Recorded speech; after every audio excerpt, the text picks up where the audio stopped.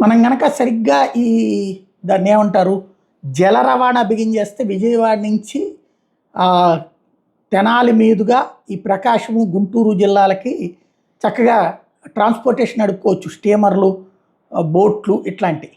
అటు సరదాగాను ఉంటుంది, ఇటు తక్కువ ఖర్చు అయ్యేటటువంటి కోణంలో పెట్టగలిగితే బాగానే ఉంటుంది.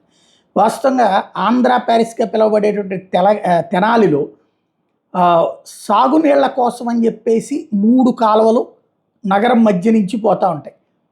వాస్తవంగా నగర విస్తరణకి అదే పెద్ద కష్టం, ఎందుకంటే ఊరు మధ్యలోంచి వెళ్తూ ఉండవాలి. కానీ అదే తెనాలికి ఒక ఎసెట్ అయింది.